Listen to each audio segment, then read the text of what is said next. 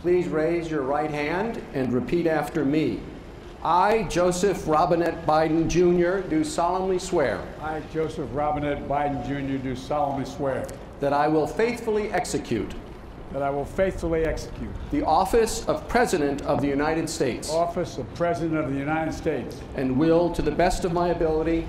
Will, to the best of my ability. Preserve, protect, and defend. Preserve, protect, and defend. The Constitution of the United States. The Constitution of the United States. So help you God. So help me God. Congratulations, Mr. President.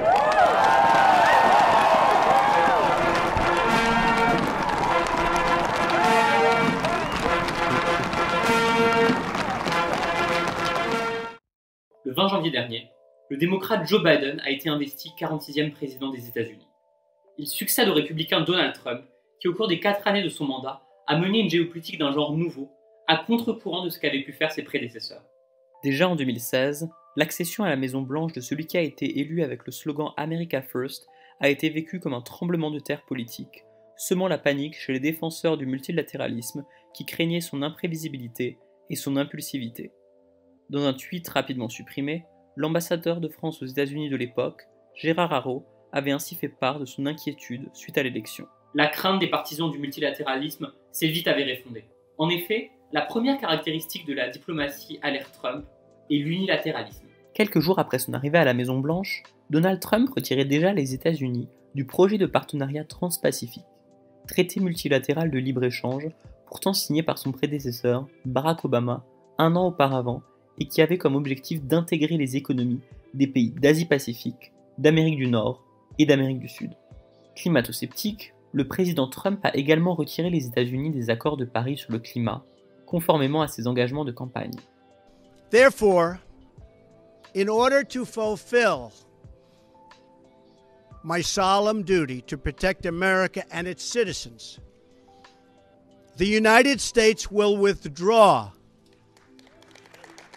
from the Paris Climate Accord. Les États-Unis ont également quitté l'Organisation des Nations Unies pour l'éducation, la science et la culture, l'UNESCO, en raison de décisions de l'organisation jugées anti-israéliennes. On peut néanmoins noter que ce n'est pas la première fois que les États-Unis se retirent de l'organisation. Ils l'avaient déjà fait sous Reagan en 1984, dénonçant un penchant pro-communiste. Donald Trump a en outre retiré les États-Unis du Conseil des droits de l'homme des Nations Unies, lui reprochant des résolutions votées contre Israël.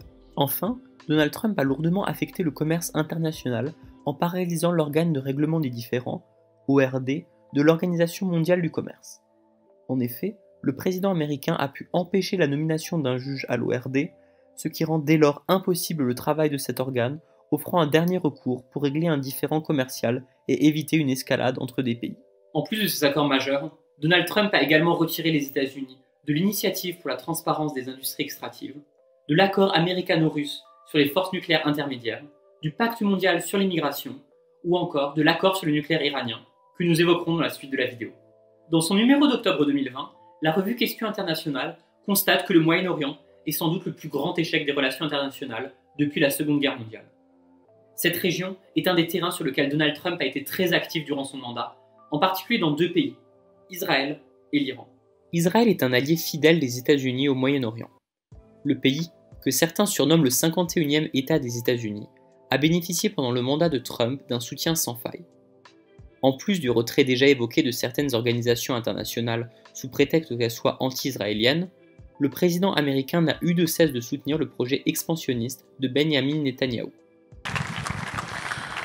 On behalf of the 45th President of the United States of America, we welcome you officially and for the first time to the Embassy of the United States here in Jerusalem, the capital of Israel. Thank you. Dès 2017, le président a réalisé une de ses promesses de campagne, à savoir déplacer l'ambassade américaine de Tel Aviv, la capitale internationalement reconnue, vers Jérusalem, la capitale revendiquée par l'État hébreu. Donald Trump a ensuite présenté en janvier 2020 son plan de paix pour le Proche-Orient, dans lequel il propose de reconnaître les colonies israéliennes en Cisjordanie comme faisant partie du pays. C'est ainsi un feu vert donné à l'annexion de ces colonies, ce qui est en opposition totale avec la législation internationale. Trump présente cet accord comme étant gagnant-gagnant, car esquissant la création d'un État palestinien. Pourtant, la création de cet État est assortie de tant de conditions que sa réalisation effective reste pour l'heure très hypothétique. De plus, la présentation théâtrale du plan aux côtés de son allié Netanyahou laisse douter d'une impartialité et même d'une prise en considération des intérêts des Palestiniens. On my first trip overseas as president, I visited the Holy Land of Israel. I was deeply moved and amazed by what this small country had achieved in the face of overwhelming odds and never-ending threats.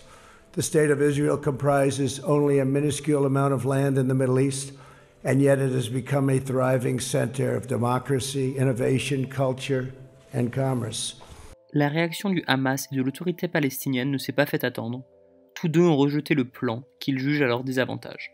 Enfin, les derniers mois du mandat de Trump ont été marqués par la signature de traités de normalisation entre Israël et des pays arabes. D'abord les Émirats arabes unis et le Bahreïn, puis le Soudan et enfin le Maroc. Le second acteur principal de la géopolitique trumpienne au Moyen-Orient est l'Iran, l'ennemi juré du président américain. Therefore, I am announcing today that the United States will withdraw from the Iran nuclear deal. In a few moments, I will sign a presidential memorandum to begin reinstating U.S. nuclear sanctions on the Iranian regime. En 2018, Donald Trump a retiré les États-Unis de l'accord sur le nucléaire iranien signé après des années de négociations en 2015 par d'un côté les P5+1, à savoir les 5 pays membres permanents du Conseil de sécurité des Nations Unies, plus l'Allemagne, et d'un autre côté l'Iran, ce dernier s'engageant à ne plus enrichir d'uranium à plus de 3,7%, ce qui permet une utilisation civile mais non militaire du combustible nucléaire. Le retrait des États-Unis vient encore un peu plus déstabiliser cette région, déjà au bord de l'explosion depuis des années. La tension entre les deux pays a atteint son paroxysme suite à l'assassinat de Qassem Soleimani par l'armée américaine en janvier 2020. Ce haut général, commandant de la force Al-Quds, était considéré comme le second homme le plus puissant du régime de Téhéran, après l'ayatollah. Sa mort a semblé mettre le feu aux poudres de cette région, certains y voyant déjà le début d'une troisième guerre mondiale, mais la pression a fini par retomber, du moins en apparence. Le mandat du président Trump a également été marqué par la poursuite de la montée en puissance de l'économie chinoise entamée à l'aube du XXIe siècle et par la guerre commerciale que se sont livrés les deux pays. Le sujet étant déjà très largement documenté, nous ne le développerons pas afin de nous concentrer sur des questions moins souvent abordées. Avec la Corée du Nord, Trump a mené une politique spectacle, consistant en une alternance de tweets menaçant d'une guerre nucléaire et de sommets de paix avec le leader nord-coréen Kim Jong-un. Finalement, l'intervention du président américain n'aura rien changé au problème, la Corée du Nord s'étant dotée de l'arme nucléaire. Mais Trump a pu se présenter comme un leader capable de négociation que ses prédécesseurs n'ont pas pu réaliser, et a ainsi gagné en crédit auprès des électeurs américains. C'est précisément ce que l'on peut qualifier de géopolitique électorale. Et ce n'est pas le seul exemple que l'on peut citer au cours des 4 années de l'ère Trump. Les choix de ce dernier ne suivent pas une logique internationale, mais cherchent au contraire à satisfaire son électorat. Il mêle donc de manière plus ou moins subtile affaires étrangères et internes, dans le but d'assurer sa réélection, ce qui, on l'a vu en novembre dernier, ne s'est pas passé comme il l'aurait espéré. Un exemple de cette géopolitique électorale est la construction du mur entre les États-Unis et le Mexique qui a tant fait parler. Donald Trump l'a fait pour tenter de gagner des voix dans les États du Sud qui ont une économie plus à la traîne que le reste du pays et qui voient l'immigration comme un fardeau supplémentaire. From this day forward, it's going to be only America first. America first. Le slogan America First, qu'il utilise fréquemment et que Woodrow Wilson avait déjà utilisé 100 ans auparavant, illustre bien ses objectifs. Sa priorité de faire passer le peuple américain en premier. C'est une réponse aux nombreux Américains qui ne comprennent pas pourquoi l'Amérique, première puissance mondiale, s'immisce dans les affaires internationales si elle peut se suffire à elle-même.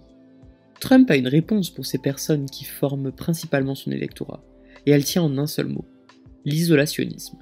Trump se présente dans ses différents meetings comme celui qui ose faire ce que ses prédécesseurs ne sont jamais parvenus à faire. Son originalité géopolitique peut donc se comprendre comme une volonté de satisfaire les Américains, las d'une classe politique ouverte vers le monde qui ne semble pas se préoccuper des intérêts du peuple américain. On peut aussi comprendre le soutien sans faille de Trump à Israël par le prisme de cette géopolitique électorale. En effet, les chrétiens évangéliques américains soutiennent aveuglément l'État hébreu. Or, ceux-ci sont la base électorale de Trump, qui a donc cherché à les satisfaire en menant une politique extrêmement favorable envers Israël. We will always support our evangelical community. Un certain nombre d'événements ont eu lieu aux États-Unis depuis le tournage de cette vidéo, nous obligeant à modifier quelque peu de la conclusion originalement prévue. Tout d'abord, Donald Trump a soutenu une insurrection de la part de ses partisans contre le Capitole, entraînant une nouvelle mesure de décision à son égard. Il est le premier président des États-Unis à faire l'objet de 2 impeachments. L'affaire devrait arriver très prochainement au Sénat et pourrait conduire à une incapacité pour Donald Trump de se représenter à une élection présidentielle. À côté de cela, le nouvel occupant du bureau ovale est revenu sur un certain nombre de mesures phares de l'ère Trump. Ainsi, Joe Biden, dès son premier jour à la Maison-Blanche, a annulé le Muslim ban et le projet de mur à la frontière mexicaine. Il a également réintroduit les États-Unis dans les accords de Paris sur le climat.